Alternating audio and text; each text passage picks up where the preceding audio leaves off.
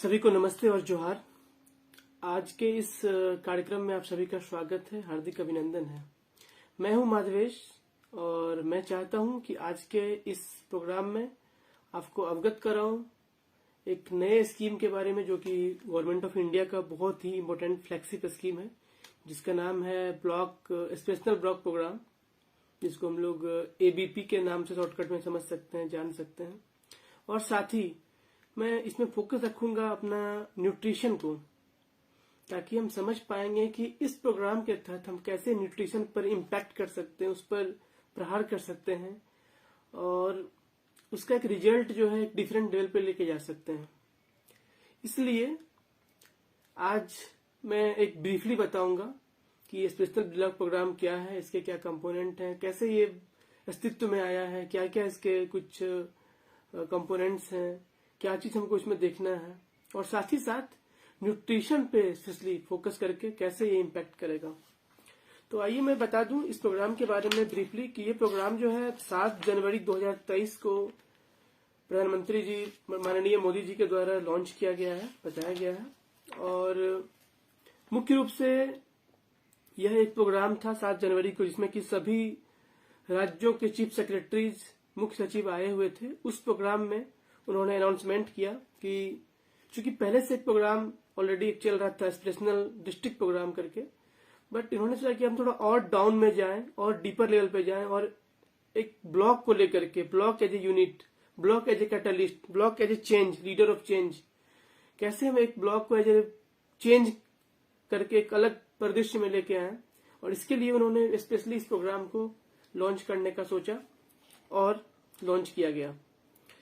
अब मैं बता दूं कि लगभग हमारे देश में लगभग 700 जिले हैं, डिस्ट्रिक्ट्स हैं, जिले हैं।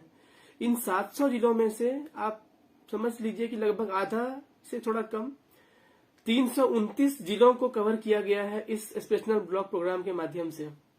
और उसमें मुख्य रूप से 500 ब्लॉक को चुना गया है, 500 प्रखंड, ऐसे प्रखंड जो मुख्य रूप से पिछड़े हुए हैं, जिनमें कोई न कोई समस्या है, विशेष रूप से हेल्थ, न्यूट्रिशन, फाइनेंशियल इंक्लूजन की बात कर लें, बेसिक इंफ्रास्ट्रक्चर की बात कर लें, एजुकेशन की बात कर लें। तो इन सारी चीजों को देखा गया कि कहाँ पे क्या इश्यू है, और उसको देखते हुए उनको एक लिस्ट फाइनल किया गया लगभग 500 ब्लॉक का।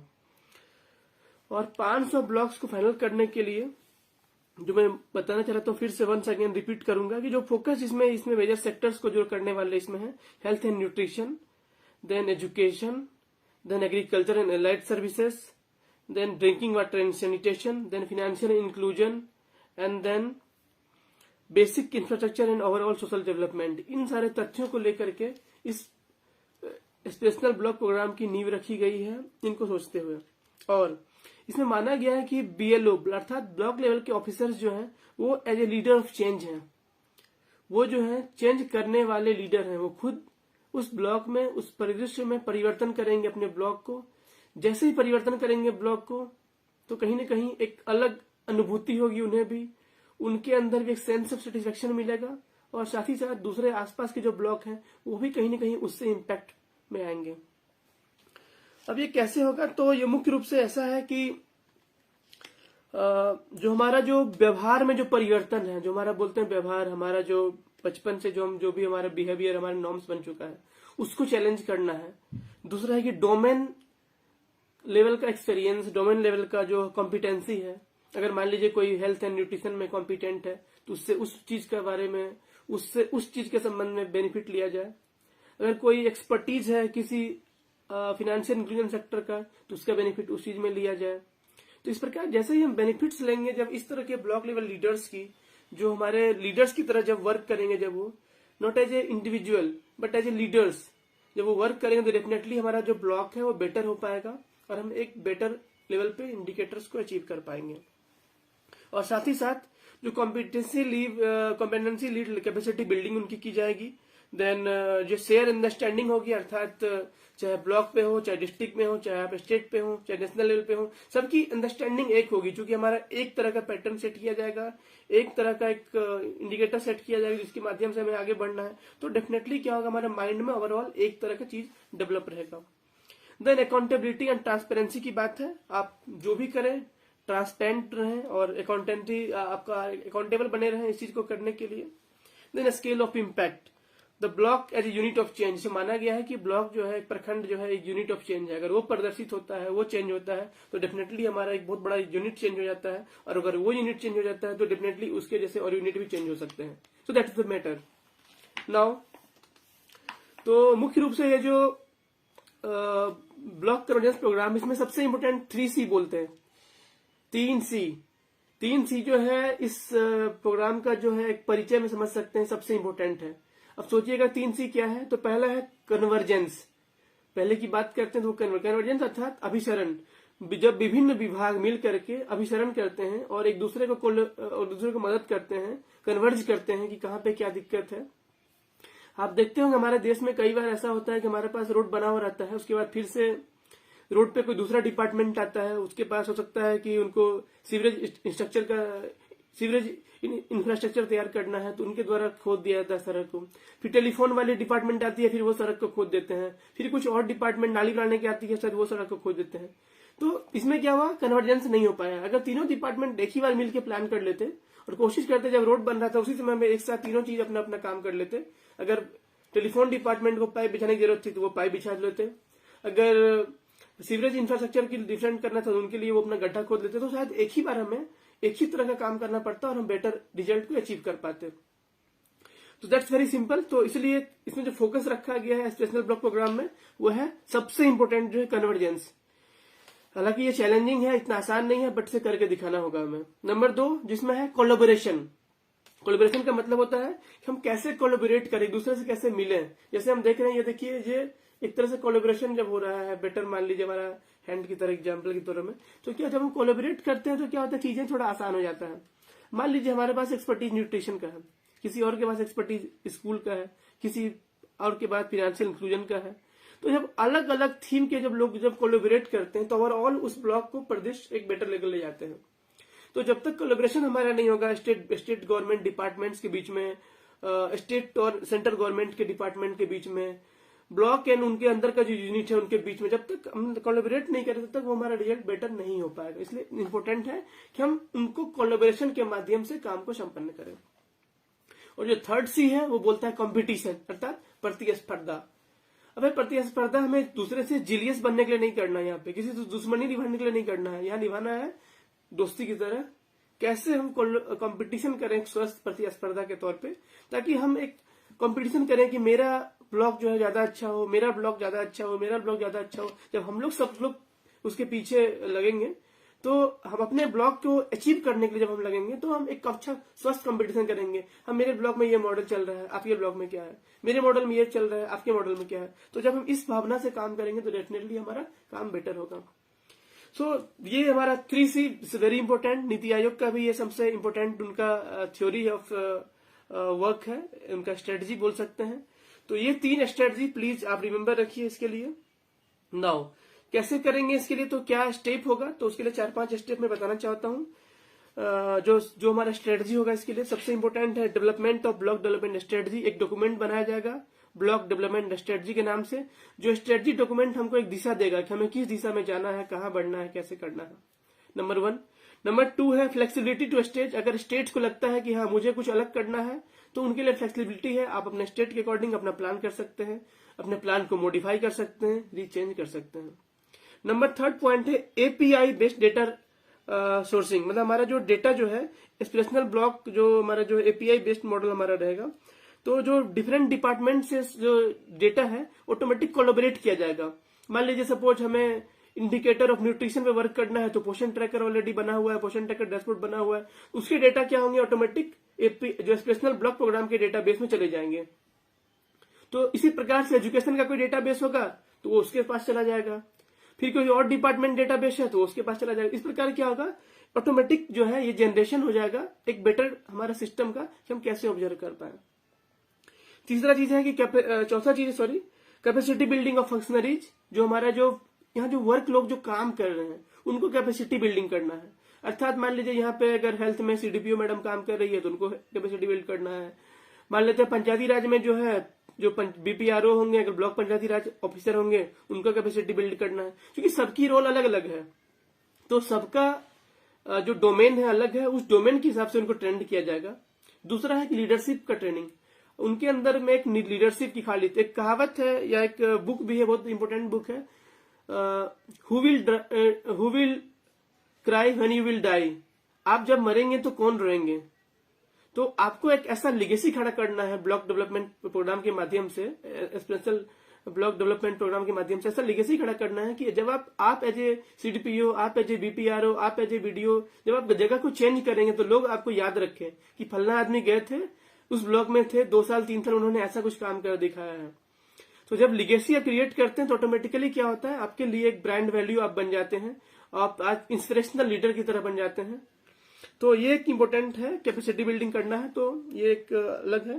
Then knowledge portal for continuous learning, aspirational block program में एक और नॉलेज पोर्टल का गठन किया गया ताकि हर जो व्यक्ति इसमें जुड़ेगा, चाहे वो 5000 लगभग, चूंकि 500 ब्लॉक्स हैं, 500 ब्लॉक्स इंटू 10 ऑफिसर्स आप समझ सकते हैं, सो 5000 ब्लॉक लेवल ऑफिसर्स। देन अलग जो हमारे जो तरह से जो कुछ मास्टर ट्रेनर्स जो हैं, मैं बताना चाहूंगा, मैं रिसेंटली मुझे भी इसकी ट्रेनिंग मिली है, तो मैं as a resource person, as a national resource person की तरह वर्क करूंगा इसमें, ताकि हम लोग क्या करेंगे उसको उनको ट्रेंड करेंगे, कैपेसिटी बिल्ड करेंगे, कंटिन्यूअस लर्निंग भी होगा उन सभी का।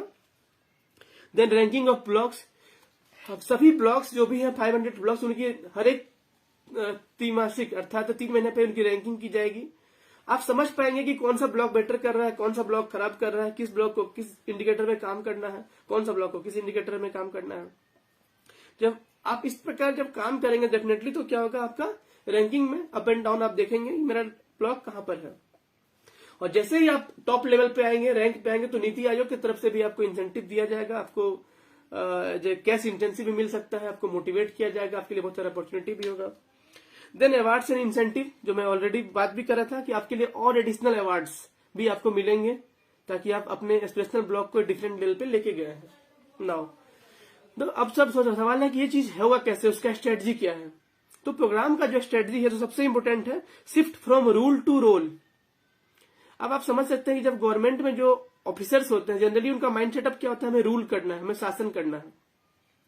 बट द हियर जो स्ट्रेटजी है, उनको बोलता है रूल नहीं करना है, आपको रोल, आपका रोल है, आपकी भूमिका है, आप एज ए लीडर हो, आप एज ए कैटलिस्ट हो वहां के, तो आप कैसे आप मोटिवेट करोगे अपने पूरे महकमा को, ताकि आपका महकमा आपसे बेस्ट रिजल्ट दे पाएगा। तो ये अभी चेंज हो रहा है शिफ्ट। देन है डिलीवर द राइट कॉम्पिटेंसीज, आपके जो भी आपकी एक्सपर्टीज है, चाहे आप जिस डोमेन से आप हैं, आप अपने एक्सपर्टीज को कैसे डिलीवर करेंगे। जब आप डिलीवर करेंगे तो डेफिनेटली उनका रिजल्ट बेटर रिजल्ट होगा। हमारा एक्सपर्ट मान ली न्यूट्रिशन में है, तो न्यूट्रिशन में हमें लोगों को डिलीवर करना है, न्यूट्रिशन में लोग को अवेयर करना है, न्यूट्रिशन में लोग को सेंसिटाइज करना है। किन्हीं का एजुकेशन में एक्सपर्टीज है, तो वो उस चीज में डिलीवर करेंगे, तो ऑटोमेटिकली हमारा जो ब्लॉक है इन दोनों कंपोनेंट में ग्रो करेगा। सिंपल सी बात है।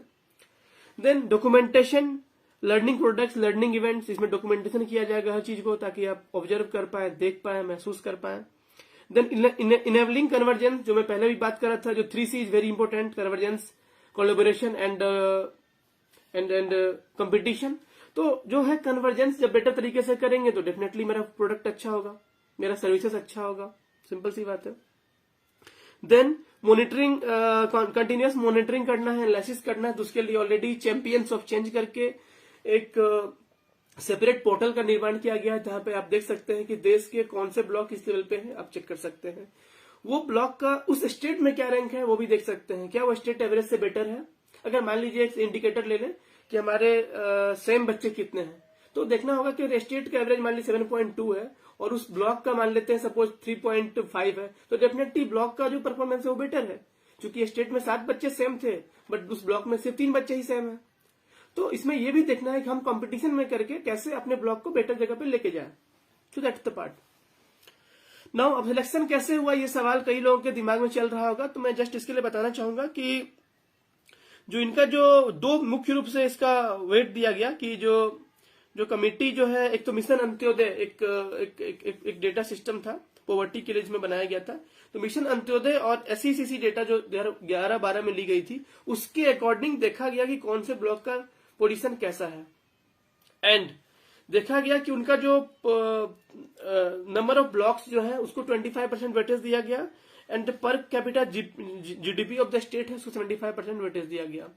जब इन दोनों चीजों को मिलाया गया तो फिर देखा गया कि कौन कौन से ब्लॉक जो है सबसे पिछड़ा स्थिति में है, प्लस उनको सभी स्टेट के साथ शेयर भी किया गया। कभी स्टेट्स ने भी कुछ फीडबैक दिए कि हाँ मेरे यहाँ ये ब्लॉक नहीं, ये ब्लॉक को करेंगे तो बेटर होगा। और इस प्रकार जब कंप्लीट हुआ पैकेज तो जाके इस 500 लिस्ट को तैयार किया गया। नाउ अगर मैं बात करूं कि इसके की मिनिस्ट्रीज कौन कौन से हैं, देयर रोल क्या है, तो मुख्य रूप से आप समझ सकते हैं कि जो उनका जो रोल है, चूंकि जिस कैपेसिटी जिस डोमेन में जिनका एक्सपीरियंस होगा डेफिनेटली वो मिनिस्ट्री उसमें अपना मदद करेगी। मैं आपको बाद में बताऊंगा अभी डिटेल करके। और मुख्य रूप से इसमें 11 सेंट्रल मिनिस्ट्री को इंक्लूड किया गया है जो अपडेट करेंगे और बताएंगे कैसे उनका रोल बेटर हो सकता है। देन कैपेसिटी बिल्डिंग, चूंकि ये प्रोग्राम जो है कैपेसिटी बिल्डिंग के ऊपर डिपेंडेंट है, अर्थात जैसे भी हम लोगों को कैपेसिटेट करेंगे, लोगों की वैल्यू को बढ़ाएंगे, लोगों को कैपेसिटी को बिल्ड करेंगे तो डेफिनेटली हमारा प्रोडक्ट बेटर होगा, हमारा रिजल्ट बेटर होगा। तो इसके लिए जो program orientation and leadership training जो है सभी को दिया जाएगा। देन बिल्डिंग डोमेन एक्सपर्टीज, अगर आप हेल्थ में हैं, एजुकेशन में हैं, जिस आपका एक्सपर्टीज जो भी है ब्लॉक लेवल पे ऑफिसर्स का, उनको हर एक ब्लॉक से एक एक लोग को उनके एक्सपर्टीज वाले जोन में ट्रेनिंग दी जाएगी। Then partnership with NIRD-PR and सर्ट, इसके लिए ट्रेनिंग देने के लिए NIRD-PR जो कि सबसे देश का प्राथमिक इंस्टीट्यूशन है, national institute of rural development and Panchayati Raj जो कि हैदराबाद में है, उस इंस्टीट्यूट को जिम्मेवारी दी गई है ट्रेनिंग की।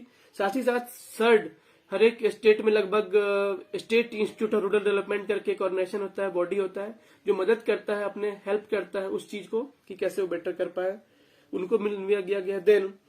देन आई गॉट करके एक प्लेटफॉर्म बनाया गया, आई गॉट, ताकि कौन से लोग को किस किस तरह की ट्रेनिंग मिली, उनको क्या स्किल बढ़ा, उसके लिए एक डेटाबेस तैयार किया जा रहा है। अब सोचिए कि 500 ब्लॉक अगर के 10-10 इंप्लॉई को अगर ट्रेनिंग मिल रहा है तो 5000 लोगों को ट्रेनिंग किस किस फील्ड में मिला है, किस किस थीम में मिला है, वो आपको पता चल पाएगा।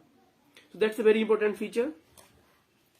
Then evidence, data and knowledge management, कैसे आप एविडेंस को शेयर करेंगे, उसके लिए केस स्टडीज है, उसके लिए रेगुलर डेटाबेस को मैनेज किया गया है, दूसरे डेटाबेस से इंटीग्रेट किया गया है ताकि हम एक लेवल पे उसको क्रॉस चेक कर पाए। उदाहरण के लिए अगर हम न्यूट्रिशन की बात करें तो पोषण ट्रैकर के डेटाबेस से इसको जोड़ा गया है ताकि पोषण ट्रैकर से हम क्रॉस वेरीफाई कर सकते हैं वहां पे कि कौन सा ब्लॉक का, कौन सा डिस्ट्रिक्ट का क्या डेटा है।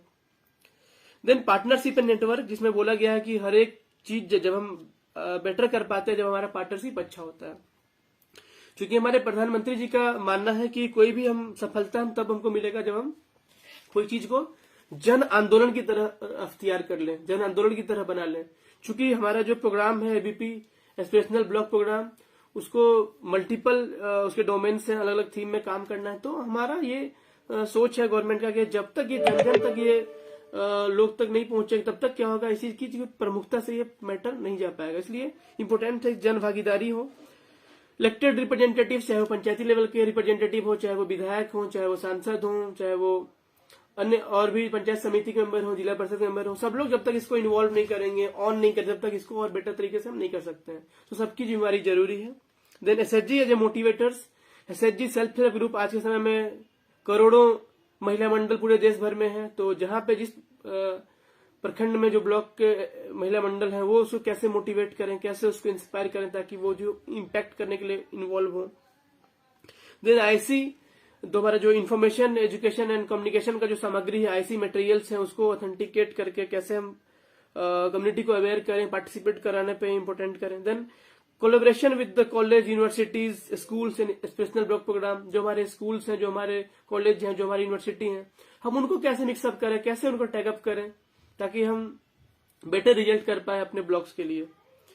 देन रोल एंड रिस्पॉन्सिबिलिटी की अगर बात करें तो ये सबसे इंपॉर्टेंट है रोल एंड रिस्पॉन्सिबिलिटी। तो सबसे बड़ा जो रोल इसमें है नीति आयोग का है, उनके द्वारा गाइडलाइन को बनाया जाना है, गाइडलाइन को स्ट्रीमलाइन किया जाना है, ट्रेनिंग करवाने का भी गाइडलाइन सेट करना है।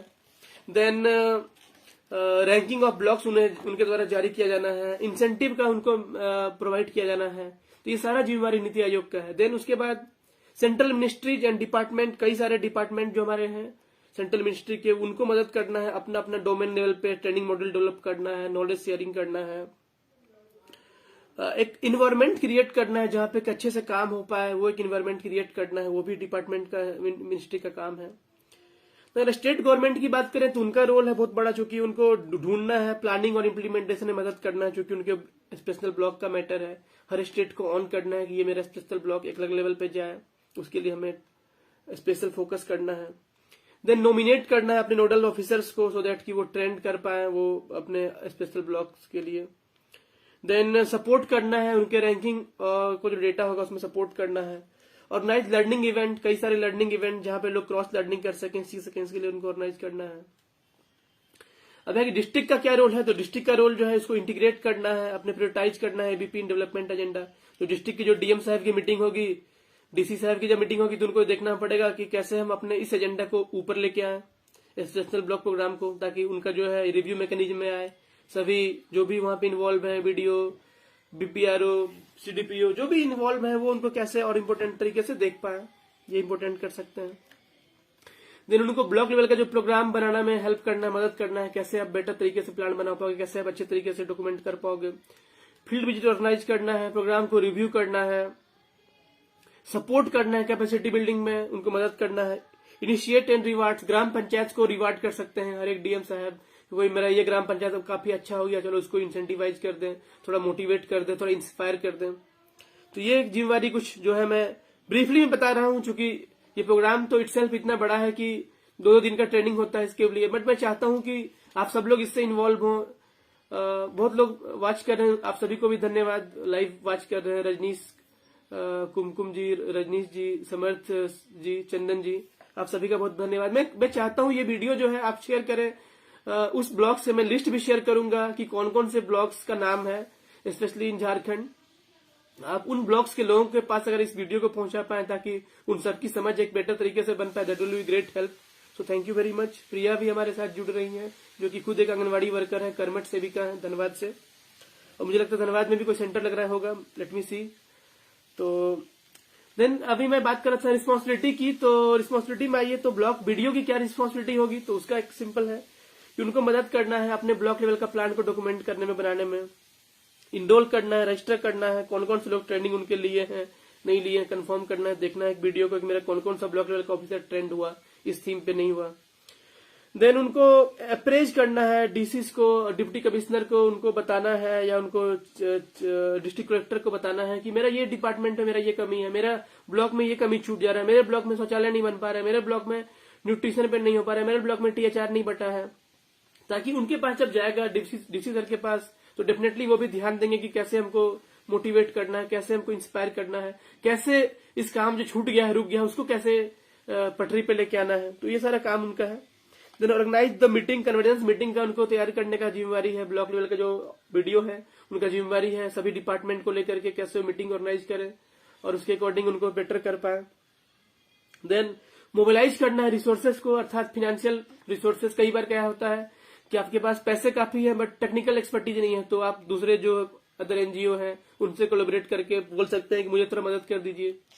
कभी ऐसा होगा कि आपके पास कुछ पैसे नहीं है, तो आप सकता है वहां के जो लोकल जो कोई सीएसआर प्रोवाइड कर सकती है कंपनी, मान लीजिए अगर गोड्डा की बात करें तो गोड्डा में एक कंपनी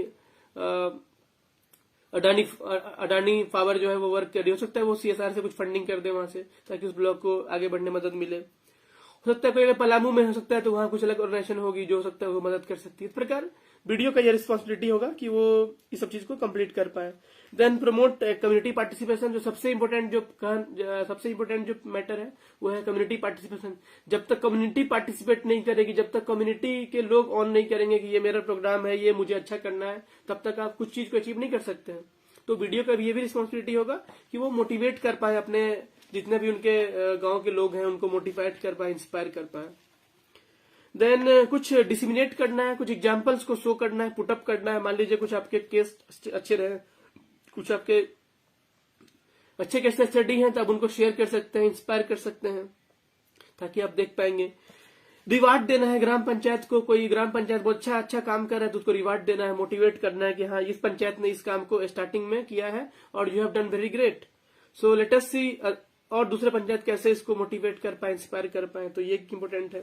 नाउ अब मैं बताना चाहूंगा कि जो कीप परफॉर्मेंस इंडिकेटर फ्रेमवर्क है वो इसका क्या है।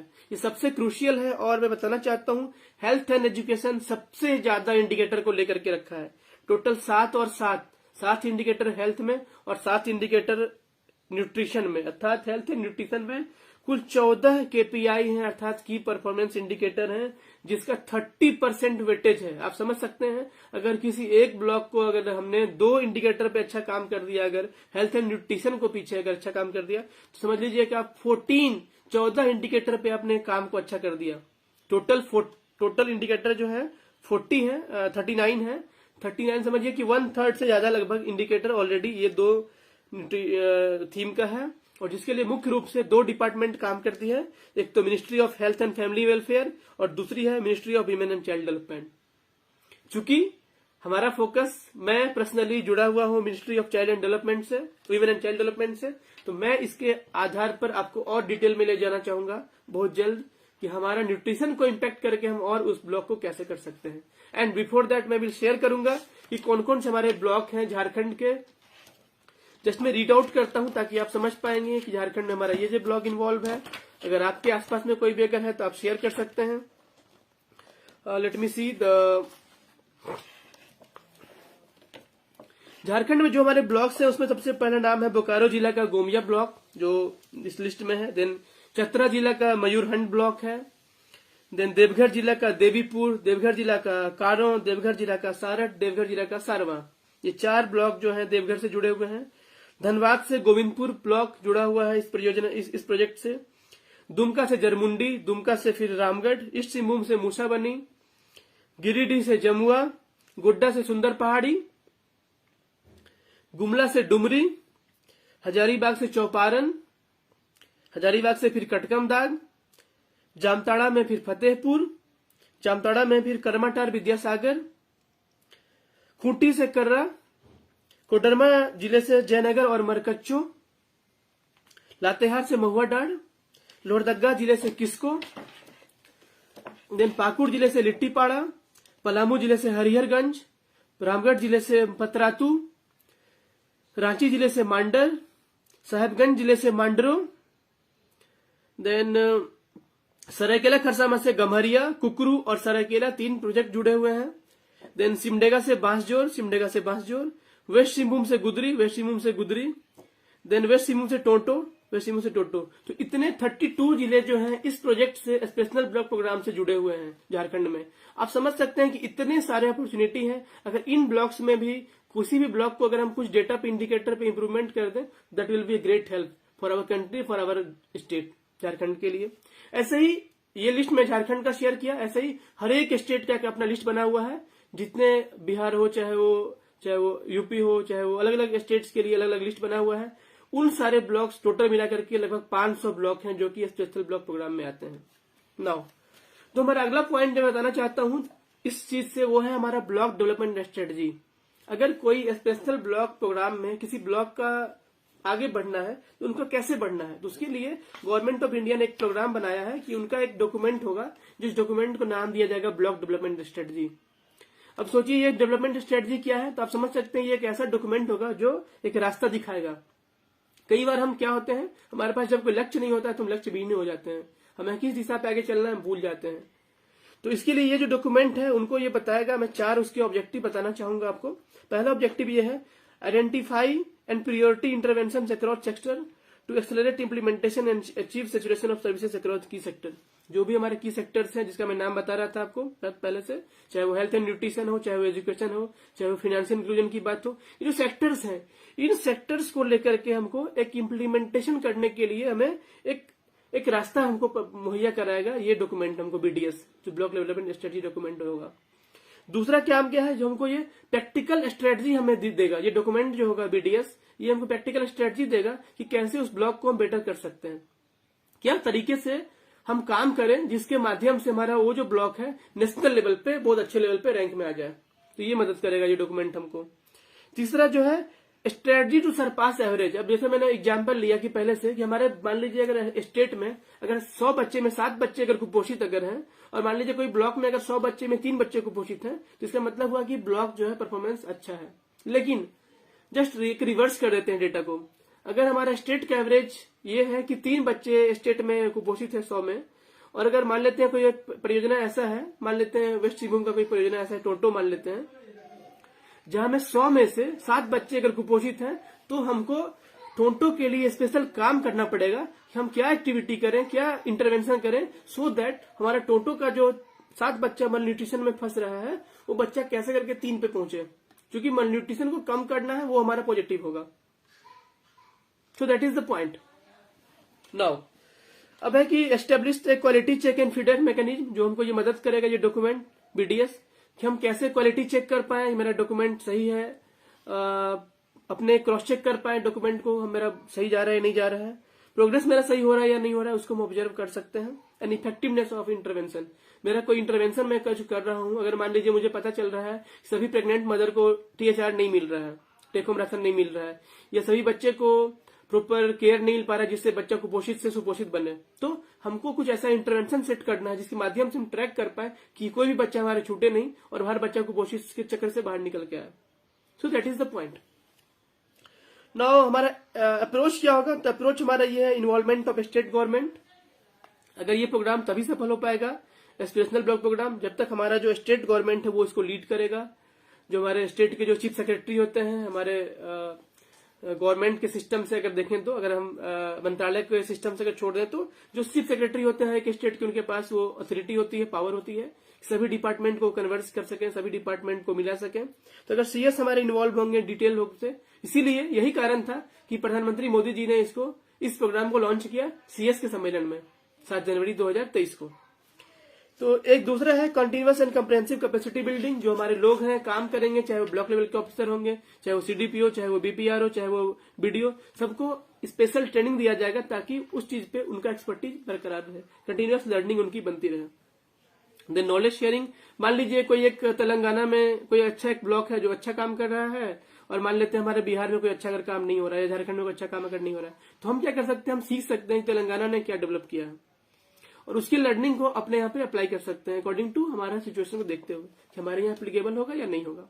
तो ये प्लान से हम उसको समझ सकते हैं। देन हमारा जो है rigorous strategy at the block level, हमारा ब्लॉक लेवल पे हमको स्ट्रेटजी लगातार बनाना पड़ता रहेगा कि कैसे हम अपने काम को स्मूथ करें, कैसे काम को बेटर कर पाए। थैंक यू आप सभी का जो वॉच कर रहे हैं। जस्ट 1 मिनट के लिए मैं आप सभी का कमेंट्स भी ले लेता हूँ। प्रिया जी आपका बहुत बहुत धन्यवाद। बहुत लोग वॉच कर रहे हैं, विवेक, रमन कुमार झा जी, कविता मोहंती जी, विवेक श्रीवास्तव जी, आप सभी का बहुत धन्यवाद। ये डॉक्यूमेंट जो मैं शेयर कर रहा हूँ, ये डॉक्यूमेंट में जो बताना चाह रहा हूँ ये है एस्पिरेशनल ब्लॉक प्रोग्राम के बारे में। भारत सरकार ने एक नया प्रोग्राम को लॉन्च किया है एस्पिरेशनल ब्लॉक प्रोग्राम करके, जिसमें कि देश भर के 500 जिलों का चयन किया गया है और उनको विशेष रूप से ध्यान दिया जा रहा था कि वो जो ब्लॉक 500 ब्लॉक है अपने जो डेवलपमेंट के जो इंडिकेटर हैं, चाहे वो स्वास्थ्य हो, चाहे वो शिक्षा हो, चाहे वो पोषण हो, चाहे वो फाइनेंशियल इंक्लूजन की बात हो, इन सारे इंडिकेटर्स में अपने आप को बेटर करें, अपने आप को अच्छा करें। और जैसे ही ये एक ब्लॉक अच्छा होगा तो एज ए यूनिट ब्लॉक जो है चेंज की तरह दिखेगा हमें, और डेफिनेटली वो हमें इंस्पायर करेगा और आसपास के ब्लॉक को बेटर करने के लिए। तो आप सभी का बहुत बहुत धन्यवाद। मैं गुजारिश करूंगा कि आप अगर इसको शेयर कर पाए, इस डॉक्यूमेंट को, हमारे इस वीडियो को, अपने इस तरह के लोग जो इन्वॉल्व हैं, अगर आपके आसपास के कोई आप कोई मुझसे कोई क्वेश्चन ही पूछ सकते हैं। अगर किसी को कुछ अगर सवाल पूछना होगा तो आप चैट में लिख सकते हैं, मैसेज कर सकते हैं, ताकि मैं कोशिश करूंगा जो हमारी नॉलेज होगी उसके माध्यम से मैं आपको जवाब दे पाऊं। और साथ ही साथ जो भी आपके लोग हैं आप उनको शेयर कर पाए, जो इस वर्क में काम कर रहे हैं, तो it will be great help. Thank you. Then developing, कैसे ये डॉक्यूमेंट बनेगा, जो ब्लॉक डेवलपमेंट स्ट्रेटजी मैं उसकी बात कर रहा था कुछ देर पहले। तो डॉक्यूमेंट ऐसे बनेगा कि हर ब्लॉक जो है अपना एक डेटाबेस तैयार करेगा, जो प्रेजेंट स्टेटस उनका क्या है। उसके बाद उनको सपोर्ट मिलेगा अपने डिस्ट्रिक्ट टीम से, अपना हेल्थ होल्डिंग डिस्ट्रिक्ट एडमिनिस्ट्रेशन से, देन स्टीयरिंग कमेटी से डिस्ट्रिक्ट लेवल पे होगी, जो कि ऑब्जर्व करेगी, डॉक्यूमेंट को देखेगी, चेक करेगी कैसे है नहीं है। देन रिव्यू मीटिंग होगी, हर एक स्तर पे रिव्यू मीटिंग, चाहे वो ब्लॉक स्तर पे हो, चाहे जिला स्तर पे हो, चाहे वो स्टेट लेवल पे हो, एक रिव्यू मीटिंग हो सकता है, फील्ड विजिट हो सकता है, जहां से हम देख सकें, ऑब्जर्व कर सकें। सपोर्टिव सुपरविजन की भी बात की जा रही है यहाँ पर, मतलब सुपरविजन करना है, देखना है, किसी को तो निगेटिव नहीं सोचना है, उसके पीछे पॉजिटिव लगना है कि क्या आपके जिले में, क्या आपके ब्लॉक में हमने अच्छा देखा, आप और इसको और अच्छा कैसे कर सकते हो, ये सोच करके हमें जाना है, ये सोच के हमें उतरना है। तो ये डॉक्यूमेंट है। देन डायग्नोसिस करना है, जो एक स्वॉट एनालिसिस आप लोग बहुत लोग पढ़े भी होंगे। तो स्वॉट एनालिसिस भी इसमें करने के लिए बोला गया है। हर एक ब्लॉक का एक स्ट्रेंथ, वीकनेस और अपॉर्चुनिटी एंड थ्रेट्स बनाया जाएगा, और वो भी स्पेशल हर एक थीम का, हर एक सेक्टर डोमेन का। अगर हेल्थ का है तो हेल्थ का अलग, न्यूट्रिशन का है न्यूट्रिशन का अलग, एजुकेशन का है तो एजुकेशन का अलग, ताकि आप जब तक हर एक स्ट्रीम में आप जब तक घुस के देखेंगे कि हाँ उसमें क्या कमी है, उसमें कैसे मेरा क्या स्ट्रेंथ है, मेरा क्या वीकनेस है, क्या अपॉर्चुनिटी है।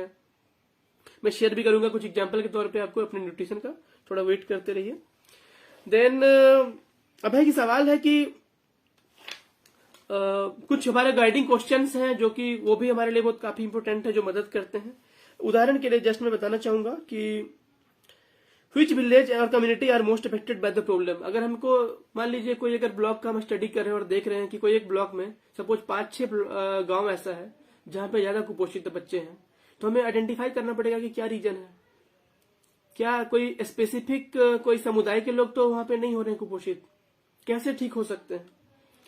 तो अगर हमको मिल गया कि यस ये डेटा है, अगर इस कारण से ये गड़बड़ी हो रही है, तो हमें उसके लिए अलग से स्ट्रेटजी बनाना पड़ेगा। तो ये ऐसे क्वेश्चन जो है हमारे लिए, ये हमको गाइड करेंगे, जिसके माध्यम से आप बेटर उस चीज को कर सकते हैं।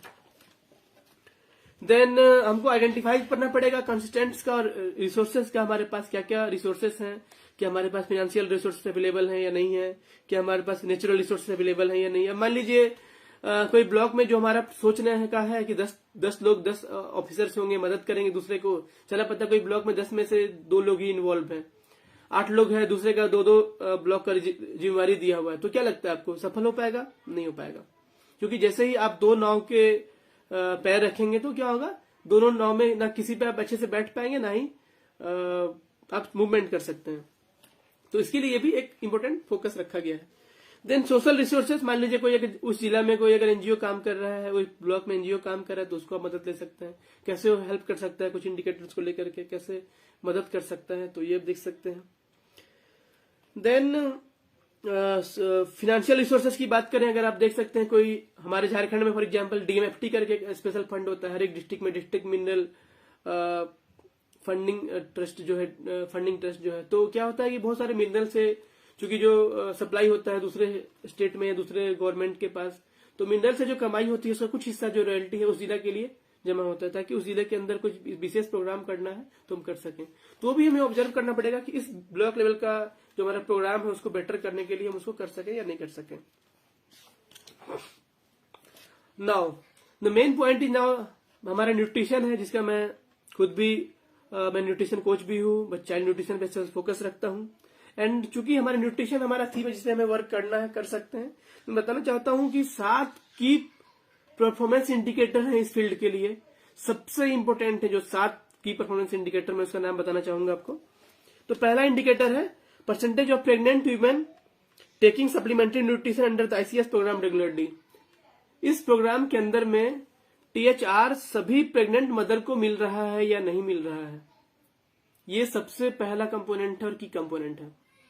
Once again I repeat, percentage of pregnant women taking supplementary nutrition under the ICDS program regularly. ICDS program के अंतर्गत हर एक गर्भवती माता को टीएचआर मिल रहा है या नहीं मिल रहा है, टेक होम राशन। दूसरा जो पॉइंट इसमें है वो है percentage of children from 6 month to 6 years taking supplementary nutrition under the ICDS program regularly. ये दूसरा हमारा प्रोग्राम, दूसरा पॉइंट, दूसरा इंडिकेटर है, वो है कि 6 माह से 6 साल के बच्चे को टीएचआर मिल रहा है या नहीं मिल रहा है, जो दूसरा हमारा की कंपोनेंट है। तीसरा हमारा है measurement of efficiency, measuring efficiency of children enrolled at anganwadi centres doing monthly reporting month.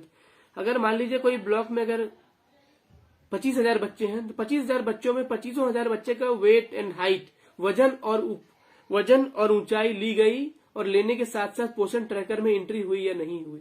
ये तीसरा इंपोर्टेंट फैक्टर है यहाँ पे, तीसरा इंपोर्टेंट की परफॉर्मेंस इंडिकेटर यहाँ पर है।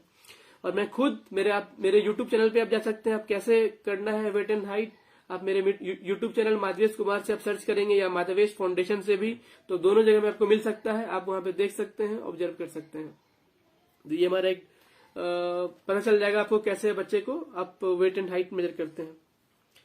नेक्स्ट जो हमारा की परफॉर्मेंस इंडिकेटर है वो है percentage of children under 5 years with severe acute मेलन्यूट्रिशन।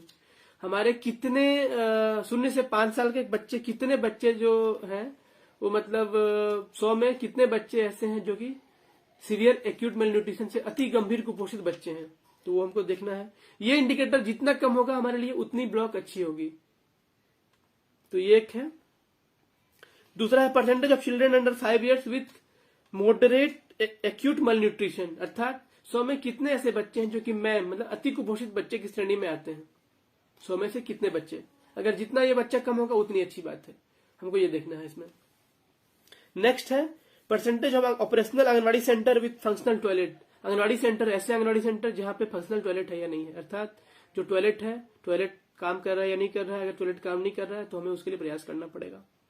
और जो लास्ट इंडिकेटर है वो है percentage of anganwadi centres with drinking water facilities. अगर 100 मान लीजिए सेंटर है कोई एक ब्लॉक में, 100 में कितने के पास ड्रिंकिंग वाटर फैसिलिटी अवेलेबल है, पेयजल, शुद्ध पेयजल कितने के पास अवेलेबल है। तो ये 7 जो इंडिकेटर हमारा है न्यूट्रिशन से सेंसिटिव है, न्यूट्रिशन से जुड़ा हुआ है और सबसे महत्वपूर्ण इंडिकेटर्स हैं। और ये इंडिकेटर को अगर हम दुरुस्त कर लें, ये इंडिकेटर को हम मजबूत कर लें, तो डेफिनेटली हमारे पास कम से कम 7 अंक मतलब 50% जो हमारा जो कवरेज है हमारा बेटर हो जाएगा उस ब्लॉक के लिए। तो डेफिनेटली अगर आप उस ब्लॉक को करते हैं, मदद करते हैं उस ब्लॉक को इस चीज को अचीव करने में, तो कहीं ना कहीं उस ब्लॉक को हम आगे बढ़ने में मदद कर पा रहे हैं। सो ये है। देन मैं कुछ और डिटेल बताना चाहूंगा आपको, ताकि ऐसे कई सारे अलग अलग थीम हैं जो हालांकि मैं डिटेल्स उसके बारे में नहीं बताऊंगा, आज अलग से कभी शेयर करूंगा। तो ये हेल्थ एंड न्यूट्रिशन का थीम था। देन दूसरा एजुकेशन का थीम है। देन एक थीम है एग्रीकल्चर एंड एलाइड सेक्टर्स का। देन एक थीम है बेसिक इंफ्रास्ट्रक्चर का। देन एक थीम है सोशल डेवलपमेंट का।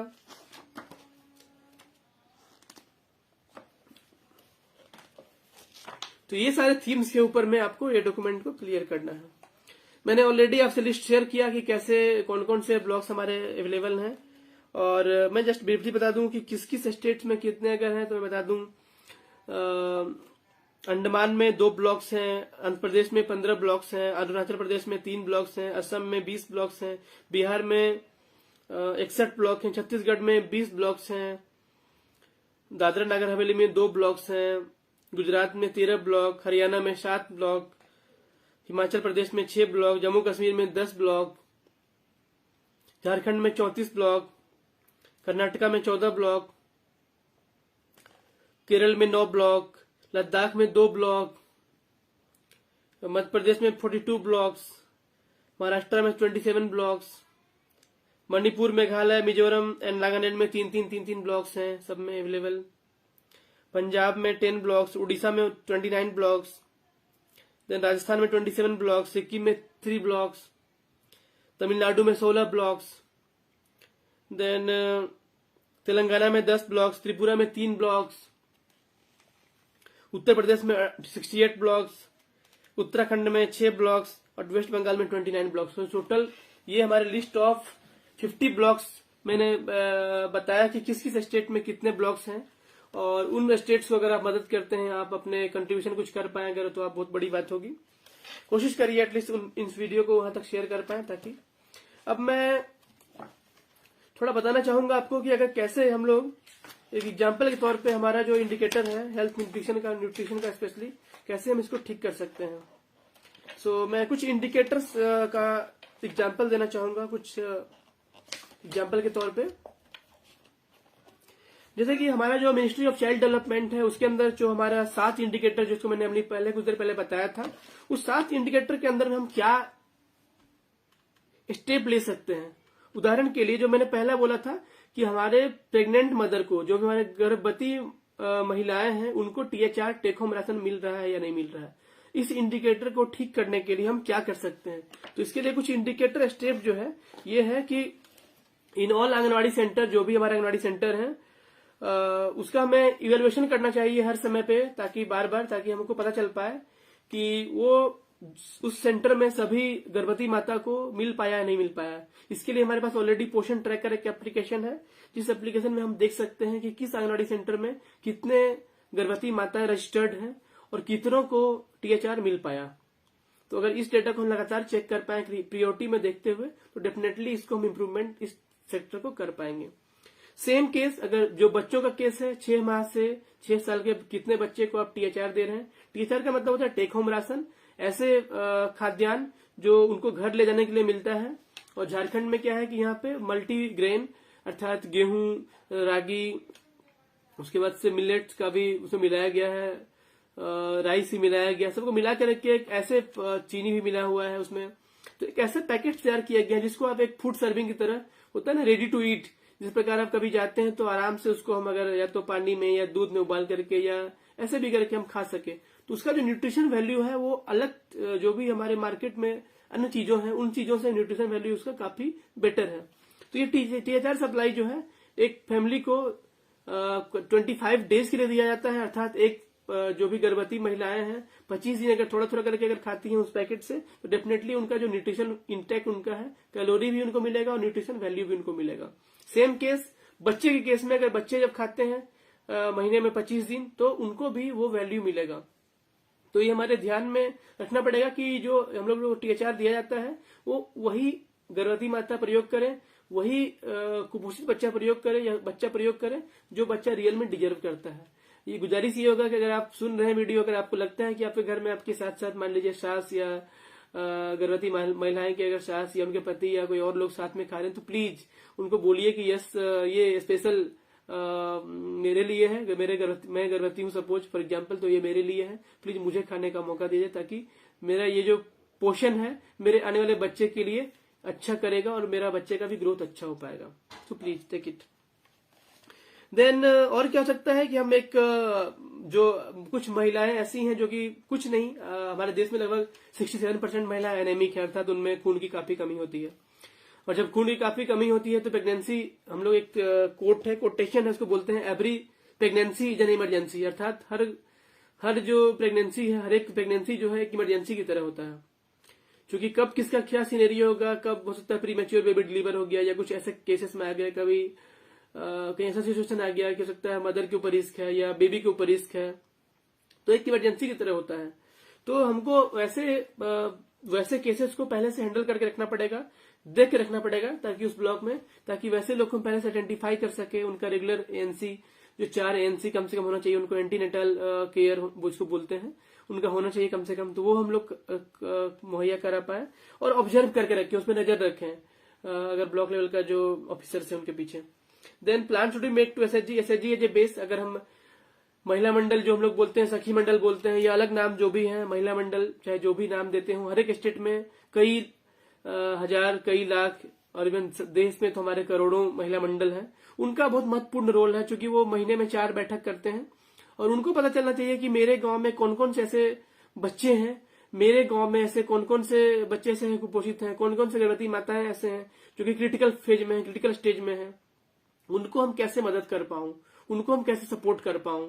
तो वो जो अगर SHG मीटिंग में अगर ये चीज को ट्रैक कर लेते हैं तो डेफिनेटली एक बहुत बड़ा मदद हो सकता है उस गांव को, उस पंचायत को, उस ब्लॉक को अपने आप को ऊपर लाने में, जो हमारा स्टेशनल ब्लॉक प्रोग्राम बोलता है कि अगर प्रेग्नेंट लेडीज को भी अगर हम सही कर लें, उनको भी अगर हम अच्छे से प्रॉपर THR दे दें, अच्छे से प्रॉपर उनका केयर कर पाए, तो डेफिनेटली मेरा जो नेक्स्ट जनरेशन है वो तो अच्छा होगा ही होगा, प्लस साथ ही साथ जो वैल्यू है उस वैल्यू भी उसका अच्छा होगा। देन नेक्स्ट जो हमारा इंडिकेटेड जो हमारा स्टेप हो सकता है या हमारा इंटरवेंशन हो सकता है वो ये है कि हमारा हर बच्चा को हमें हर मंथ वेट एंड हाइट करना है। अगर आपके पास पैसे की समस्या नहीं है, मैं गुजारिश करूंगा आप खुद परचेज कर सकते हैं अपने घर में एक वेट मशीन, एक हाइट मेजरमेंट करने का मशीन, जिसको हम लोग बच्चों के केस में इन्फेंटोमीटर बोलते हैं, हाइट मेजरमेंट करने के लिए, लेंथ मेजरमेंट करने के लिए बोलते हैं। और जब बच्चा थोड़ा बड़ा हो जाता है तो हाइट मेजरमेंट करते हैं, उसको स्टेडियोमीटर बोलते हैं। मैं अपने माधवेश कुमार के यूट्यूब चैनल में कई बार इसका शेयर भी किया हूं, या माधवेश फाउंडेशन के यूट्यूब चैनल पे आप जाके वहां देख सकते हैं, मैंने स्टेप्स भी बताया है कैसे हम 5 स्टेप्स में बच्चे का चाइल्ड ग्रोथ मॉनिटरिंग करते हैं, so you can refer there. तो पॉइंट ये है कि अगर हर बच्चा को अगर हम हर मंथ अगर ग्रोथ मॉनिटर करेंगे तो पोषण ट्रैकर में ऐसी खूबसूरती है कि आप एक बच्चे के लास्ट 3 मंथ के पैटर्न को आप देख पाते हैं। पोषण ट्रैकर जो डैशबोर्ड है उसमें ऐसा एक खासियत है, उसमें एक ऐसा वैल्यू बेस्ड सिस्टम बना हुआ है कि आप एक बच्चे को ऑब्जर्व कर पाएंगे कि एक बच्चा मान लेते हैं, अगर सपोज ये मंथ फरवरी चल रहा है, अगर महीने में फरवरी में आपने वेट किया एंड हाइट लिया, जनवरी में लिया था, और मान लीजिए सपोज दिसंबर में लिया था, और मान लीजिए सपोज नवंबर में लिया था, तो नवंबर दिसंबर जनवरी का जो पैटर्न होगा वो आपको दिख जाएगा डैशबोर्ड में। क्यों पैटर्न पे बच्चा कहाँ जा रहा है, क्या वो बच्चा अपवार्ड डायरेक्शन की तरफ जा रहा है, क्या वो बच्चा जिगजैग पैटर्न की तरफ जा रहा है, अर्थात कभी अप डाउन हो रहा है, या बच्चा कहीं डाउनवर्ड तो उसका नहीं जा रहा है। तो जैसे ही आपको वहां डेटा मिलेगा, आपको एक आइडिया मिल जाएगा कि हमको उस बच्चे पे विशेष रूप से ध्यान देना जरूरी है। तो ग्रोथ मॉनिटरिंग करना हर बच्चे का जरूरी है। और मैं अपने माधवेश फाउंडेशन की तरफ से बोलता हूं कि हर बच्चे का वृद्ध निगरानी उसका जन्मसिद्ध अधिकार है, उसकी वो हक है, उसका वो अधिकार है कि हर बच्चा, चूंकि बच्चा तो बोलेगा नहीं, तो एज ए पेरेंट हमें सेंसिटिव होना पड़ेगा, एज ए ब्लॉक लेवल के ऑफिसर हमें सेंसिटिव होना पड़ेगा कि हम कैसे हर बच्चे को अछूता ना छोड़ें इस एक्टिविटी से, हर बच्चे को कैसे हम वेट एंड हाइट लेके रखें। देन जैसे ही हमारे पास वेट एंड हाइट लिया, अगर हमने पाया कि कुछ बच्चे ऐसे हैं जो कि सेम है, क्रिटिकल केसेस में है, तो डेफिनेटली अभी एक नया गाइडलाइन भी अभी आया है मैनेजमेंट ऑफ चिल्ड्रेन के लिए, जिसका मैंने ऑलरेडी फेसबुक में एक वीडियो भी बनाया था कुछ आई थिंक 2 वीक पहले या 3 वीक पहले, the how to tackle in ten 10 step, आप 10 स्टेप्स में कैसे बच्चे कुपोषण को आप कुपोषण से कैसे मुक्त कर पाएंगे, कैसे आप कर पाएंगे। आप उस वीडियो को रेफर कर सकते हैं, या आप डॉक्यूमेंट कुछ जानने के लिए मुझे आप मैसेज कर सकते हैं, यहाँ पे आप शेयर कर सकते हैं, मुझे कमेंट कर सकते हैं। If you need that document I will share you. Then अगर हमारे पास, अगर हमने पाया कि कुछ बच्चे जो कि सही में क्रिटिकल केसेस में है, तो कैसे हम MTC झारखंड में बोलते हैं माल न्यूट्रिशन ट्रीटमेंट सेंटर, अर्थात एक ऐसा जगह जहाँ पे हम क्रिटिकल जो केयर बच्चे वाले हैं उनको वहां पे भेजते हैं। और कहीं कहीं देश में इसको NRC भी बोलते हैं, न्यूट्रिशनल रिहेबिलिटेशन सेंटर भी बोलते हैं। तो जो भी आपके स्टेट में हो, जहां भी जो फॉलो करते हो, आप अगर उसको पहुंचा देते हैं उस जगह में। और बच्चे के माता पिता जब रहते हैं तो उनका रेगुलर करीब 15 डेज तक कंटिन्यूअस उनका डॉक्टर के साथ में, न्यूट्रिशनल काउंसलर के साथ में उनको देखा जाता है, उनका हर डे का उनको ऑब्जर्व किया जाता है, उनका वेट को, और हर टाइम उनको ऑब्जर्व किया जाता है, स्पेशल ट्रीटमेंट किया जाता है ताकि वो बच्चा जो है बेटर हो जाए। आज लगभग हमारे झारखंड में लगभग 1185 बेड्स अवेलेबल हैं, करीब 98 मल न्यूट्रिशन ट्रीटमेंट सेंटर में, जहां अगर लगता है आपके आसपास कोई बच्चा ऐसा है जो कि क्रिटिकल है, आपके बच्चे का बचने का संभावना कुछ कठिन लग रहा है, तो निश्चित तौर पे आप मुझे पर्सनली मैसेज कर सकते हो। मेरा नंबर है 9934583208। अदरवाइज आप मुझे मैसेज कर सकते हैं, मुझे कमेंट कर सकते हैं, मेरे मैसेज बॉक्स में कर सकते हैं, मुझे व्हाट्सएप कर सकते हैं, जो मैंने नंबर दिया ऑलरेडी। मैं मदद करूंगा आपको, मैं कोशिश करूंगा कि आपका बच्चा जो है वो बेटर उनका लाइफ हो पाए। साथ ही साथ हमारे झारखंड में एक state centre of male excellence करके बना हुआ है, जो कि रिम्स में एक नया शुरुआत हुआ है उसका, जिसमें भी 10 बेड्स अवेलेबल हैं, जो कि स्पेशल और क्रिटिकल केयर जो बच्चे हैं, जो अगर डिस्ट्रिक्ट वाले केयर से अगर संभल नहीं पाए तो स्टेट रेफर करके आप उन्हें भेज सकते हैं। So that's the important thing. Then और हम कैसे इम्प्रूव कर सकते हैं, तो उसके लिए सिंपल सी बात है, जो हमारा थ्योरी बोलता है, जो हमारा कोटेशन है हर जगह के लिए, ये है कि जन्म के तुरंत बाद 1 घंटे के अंदर हमें बच्चे को दूध पिलाना है। जो पहला जो माँ का गाढ़ा पीला दूध होता है, वो बच्चे के लिए एक पहला टीका समझ सकते हैं उसको आप, वो भी इम्पोर्टेंट एस्पेक्ट है। देन केवल नेक्स्ट जो 6 महीना हमारा जो बच्चा का हमारा जो जगह होगा, मतलब समय होगा नेक्स्ट 6 महीना, उसमें केवल और केवल आप स्तनपान कराइए बच्चे को, सिर्फ स्तनपान, और कोई दवा, कोई पानी नहीं देना है। थर्ड स्टेप है हमारा कि जब 6 महीने जब हो जाता है बच्चा, तो प्रॉपर उसको सप्लीमेंट्री न्यूट्रिशन दीजिए, मतलब उनको प्रॉपर पोषाहार, मतलब एडिशनल सप्लीमेंट चाहिए, जो कि बच्चे का दूध से सिर्फ काम नहीं हो पाएगा उस समय। मैंने इसके लिए भी यूट्यूब में एक वीडियो बनाया था, ऊपरी आहार भोजन विविधता, कैसे आप डाइवर्सिटी, फूड डाइवर्सिटी को लेके आए।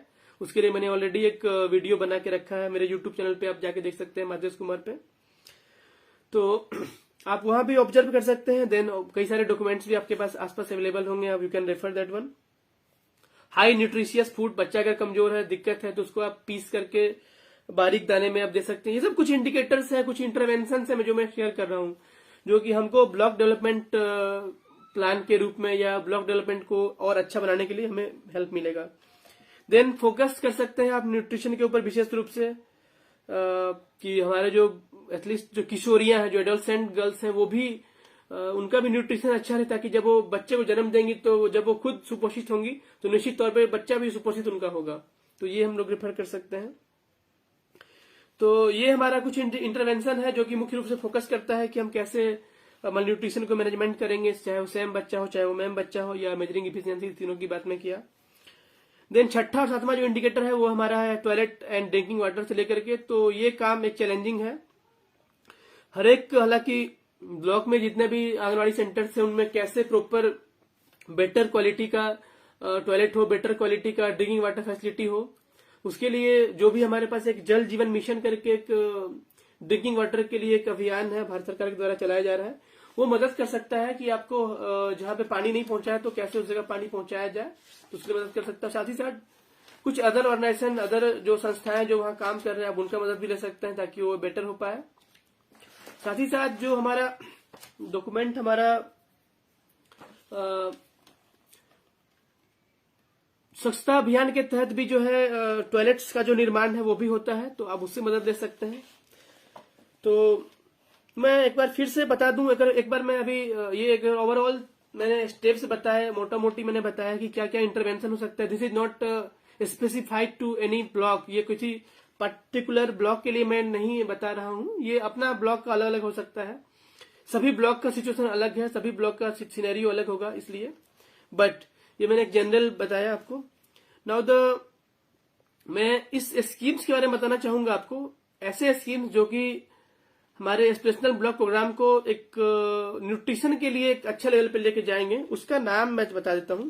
एक तो स्कीम है प्रधानमंत्री मातृ वंदना योजना, जिसके तहत एक गर्भवती माता को 5,000 रुपया का इंसेंटिव, कैश इंसेंटिव मिलता है, उनके अकाउंट के थ्रू मिलता है। साथ ही साथ अगर दूसरा बच्चा, अगर वो गर्ल का जन्म हो रहा है आज के टाइम में, तो उनको भी सेकेंड बेबी के केस में भी ये उनको बेनिफिट मिल रहा है। तो ये स्कीम बहुत इंपॉर्टेंट है, उनको बेनिफिट दिला सकते हैं। नंबर 2 है बेटी बचाओ बेटी पढ़ाओ मिशन शक्ति। ये एक अवेयरनेस लेवल का प्रोग्राम, इसमें लोग को अवेयरनेस करना है कि हमें बेटी को रखना है, पालना है, उन्हें पोषना है, इसके लेकर के। तीसरा है नेशनल क्रेच स्कीम, अर्थात राष्ट्रीय पालना घर। ये भी मिशन शक्ति के अंदर एक स्कीम है, जिसमें कि जो बच्चे, उनको पालना घर में उनको मिलेगा अपॉर्चुनिटी, जहां पे वो रह पाए, बेटर तरीके से कर पाए, उसके लिए उनके लिए प्रॉपर टेकअप हो पाए। जो नेक्स्ट स्कीम है आईसीडीएस, जो सबसे इंपॉर्टेंट थीम फ्लैगशिप स्कीम है गवर्नमेंट ऑफ इंडिया का, इंटीग्रेटेड चाइल्ड डेवलपमेंट सर्विसेज, जिसमें हम लोग आईसीडीएस की 6 सेवाएं प्रदान करते हैं। तो ये स्कीम को बेटर करना बहुत इंपॉर्टेंट है।